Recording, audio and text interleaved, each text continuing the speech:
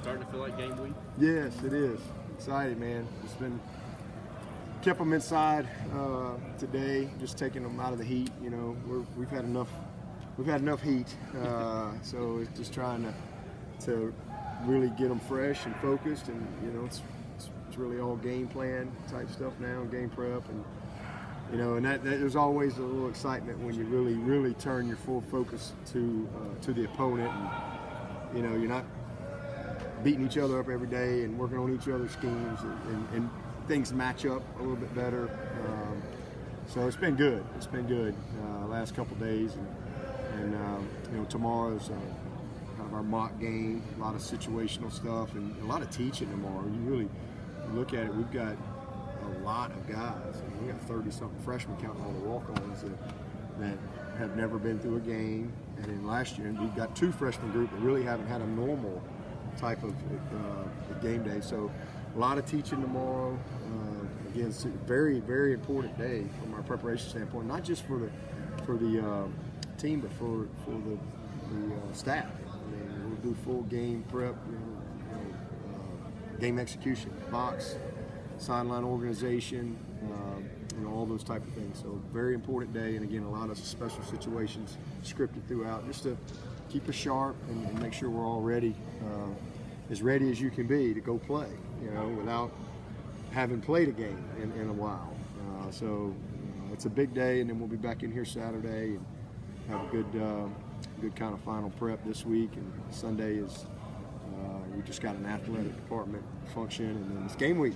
So it's time. It's here. We're excited about it, and you know, guys have had a good energy to them. Coach, you didn't have to deal with this last year, but are there some freshmen that you decided you definitely will not redshirt?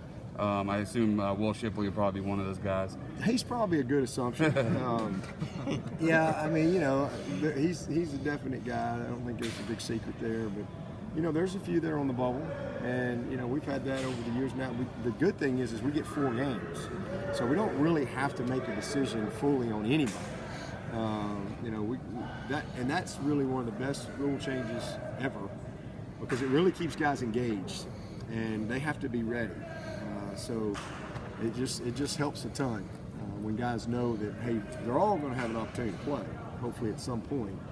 And you know, we've had years where there were some guys that we thought we would redshirt, and they played. And we've had some years like KJ, we thought he was going to play all year, and then he kind of redshirted himself after 4 games.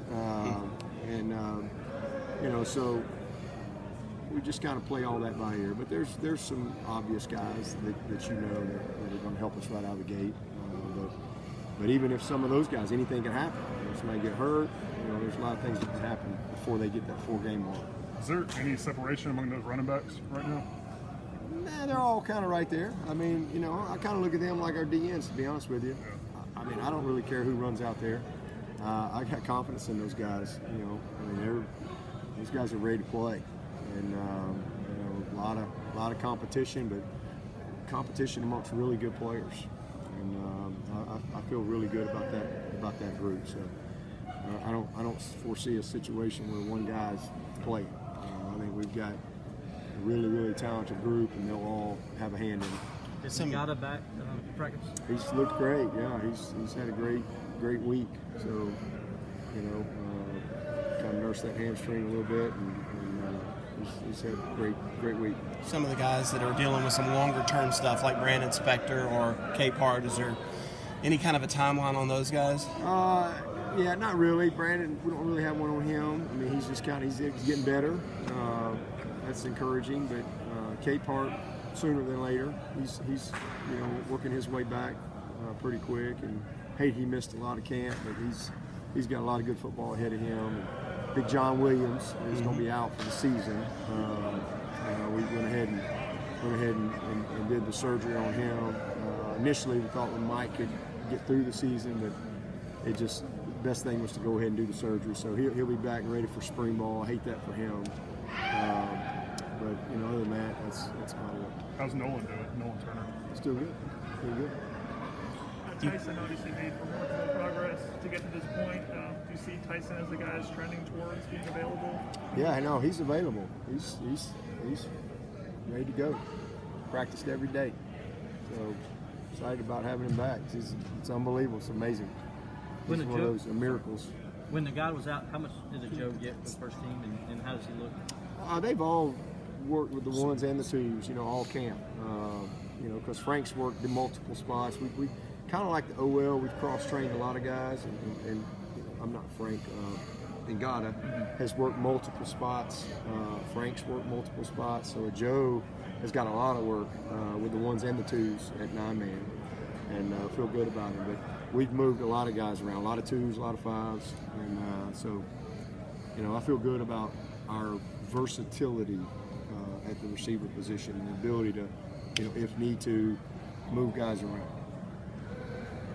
You've tried to do a whole lot of installs, get the team ready to play, but at what point as a head coach do you start looking at Georgia, spending a little bit of extra time on them and start looking into that game plan? Yeah, well, we do a 5-game preseason deal back in the spring. So we spend time in the spring and in the summer on the opponents. So there's already a lot of work done up there. But all of us, once this past Monday, you really kind of dive in, fully and start getting ready for the game. And prior to that, you're installing for the season. I mean, it's a lot of season focus. It's the time of year where you got them for unlimited time, and then once school starts, you have to start, paring it down. You got to limit, 20-hour rule. So, but last Monday was kind of when we kind of turned the page and really started fully on game prep. Still some Clemson work Monday and Tuesday, some competitive work. Monday was a great. It's one of the best practices we've had. It was hot. It was physical. It was a really good day, and then Tuesday a little less Clemson, and then it's been all Georgia prep from there. Bachor said that Tuesday, Monday, maybe some of the best days the offense has had. Yeah, good days. I like the chemistry. I think the guys have worked hard. They've come together. The quarterbacks have gotten better and better and better. Again, getting Taisun back is great as well. He's practiced really well, a lot of confidence, and so they're gelling. I think we've got some versatility in the offensive line that's going to serve us well, for the season, and then health-wise we're in a pretty good spot. So hopefully we can stay that way. With Taisun coming off the injury and missing some time, is it still TBD on who's the number 2 guy for Georgia? Or is he going to be number 2? No, Tyson's the number 2 guy. Yeah, he's practiced all camp. He's really done pretty much everything since that first week, and but they just fully cleared him the other day. I guess it was Monday. This past Monday, and we got fully cleared. So he's looked really good, and Hunter's done a great job. Got a lot of confidence in him. So I think we're in a good spot. Coach, you said a couple weeks ago Jaelyn Lay was one of your most improved players in camp. Have you seen him continue to show good performances? Yeah, he's had a good camp. I'm really proud of him. He's one of the definitely most improved guys in all areas. He's still not quite where he needs to be at the point of attack like we want him to, but he's much improved. And man, his understanding and knowledge of the big picture and the route running has really been good to see. He's just playing with so much more confidence, playing faster, and I think he's going to be able to help us. Yeah, but you mentioned point of attack. How about Braden? How's he? He's good. Braden's good. He's very willing. He's a tough kid, and I'm excited about what he's done this camp. And he's been in a lot of battles, knows what he's got to do, and knows how to use his body, knows how to position. He's not Dwayne Allen at the point of attack, but he doesn't need to be. He just needs to. We just need him to be the best version of himself. 250-something pounds, and he's plenty big and strong. And, just got to play with good fundamentals and have the right mindset. And that's what I'm proud of him. He knows what he's got to do. He's got big time aspirations, and he's got to put it on tape. Do you see Barrett Carter being a rotational guy to begin with? Do you think he'll be at that level right now? I don't think he's quite at that level. He's one of those guys that is on the bubble and going to see playing time. But You know, I think a lot's to be determined there. I mean, it's a lot. You're asking a lot of that guy. I mean, there's a bunch of veteran backers. I mean, we got guys that've been around here for a while. It's a very, very complex scheme, a lot going on, and he's learning 2 spots. You know, so you know, he's just knowledge-wise not right where he needs to be. Athletically, he's as good as anybody we got. He's special, man. That guy's elite from a football standpoint and just the skills and everything you want in a football player. But you can't just go out there and be a good football player with a great effort. You got to know what you're doing, and you got to have the right fundamentals and the right technique to be able to execute within a scheme. And he's not quite there from a knowledge standpoint to where he can really compete with those guys. Now that your quarterback room is a little deeper than you thought it might be, Will Taylor, is he a guy that could avoid a redshirt by bringing value to special teams? Oh, he's not going. Will's got to be ready. I mean, he's a guy that's got to be ready to go. I mean, we got to, you know, we don't know what's going to happen at quarterback. So again, it's a short-term plan for this year, but it's a long-term plan for our program. Because what he's getting right now, every day, the foundation of this offense and the big picture understanding and learning it through a quarterback's eyes. I can't wait to move him to receiver. It's going to be a blast where I can really coach him because he's never been played receiver. He's never been coached. You know, he's a lot like Renfro. He's got all the stuff. You just got to teach him and coach him. But once he has this big picture understanding of everything, you know, he's going to be a great player. So you know, we just got to have him kind of keep going where we are right now. And you know, if there's ways to use him throughout the season, we'll do that. But we got to keep him engaged, and we will. He's definitely brings a lot to the table. How many was saying that moving him potentially to center and playing some center he thought was beneficial for him, for his draft stock as well as the team, and mutually beneficial? Oh, Is that how you see it I too? think it's, yeah, absolutely. And he's done a lot of snapping the last 3 years. We just hadn't played him a ton. He played a little bit last year, but not a ton at center. We haven't had to, but he's worked it forever. We've got a lot of guys that have done that, but there's no doubt for him to be able to demonstrate that he can, because he's going to have to play center and guard. But for him to demonstrate that he can do that will definitely benefit him. Because now you're a 3-position guy, you know, instead of just a guard. And he's certainly got the mentality, and he's got the intelligence that you need. So he'll play both throughout the season for sure. How many offensive linemen would you be comfortable running out there right now? I think we got 9 guys today that I feel good about, that I think are very functional, and I think we're right there at 10, 11. I mean, we've got a 10th guy that's kind of right there. Might not be quite ready where we need him for this game, but he's right there. And then we got an 11th guy that I think is pretty close too. So I feel pretty good about it.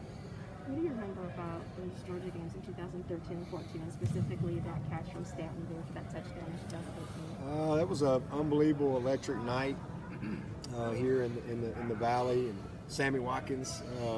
Remember Taj Boyd, a little RPO to Sammy for a touchdown, and then you know, the latest sec was awesome. Just a great play.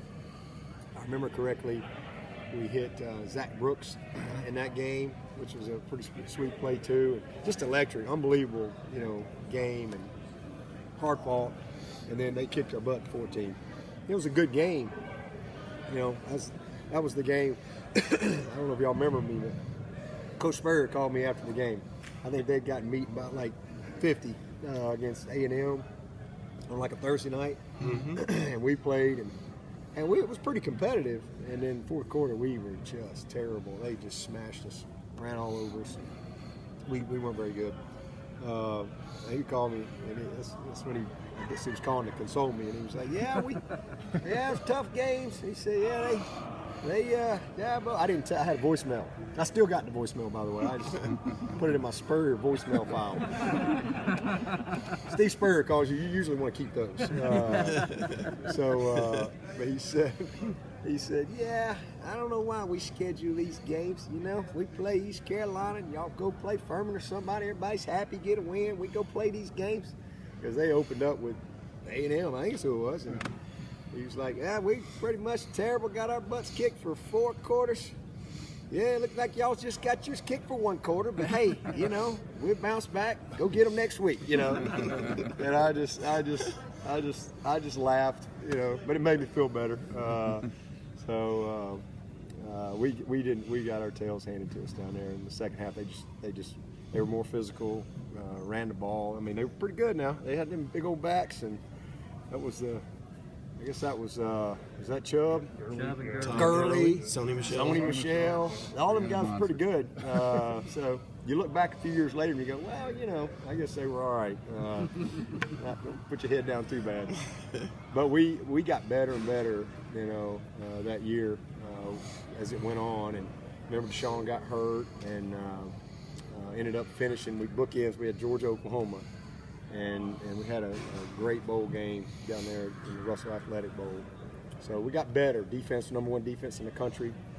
Became dominant as we went through the season, but we just didn't have a good day. But that 2013 game was a heck of a show for both sides. You know, came down to a few plays. That 13 game was where ABC followed you all the way around the stadium. Did big the video. Rock. How much of a recruiting tool was that? Do you think that made a difference? Yeah, it was like a 6-minute infomercial with Brent Musburger narrating it.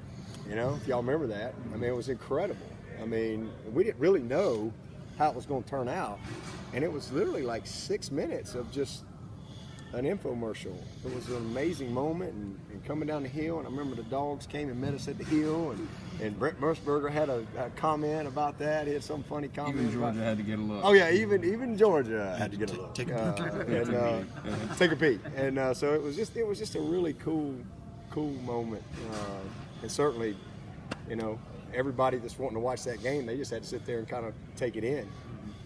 So it was a pretty special way to capture such a unique tradition in college football. Do you have a Muskant voicemail? I do not. I do not. I don't have one. But Coach Spurrier, he still calls. He calls all the time. He called last week about he's watching Trevor.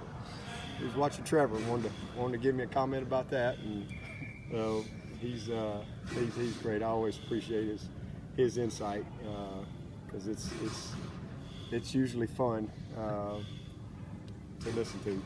Coach, I can't remember if Travis Etienne amazingly missed a single game when he was at Clemson. Yeah. Did you reach out to him, talk to him, or text him?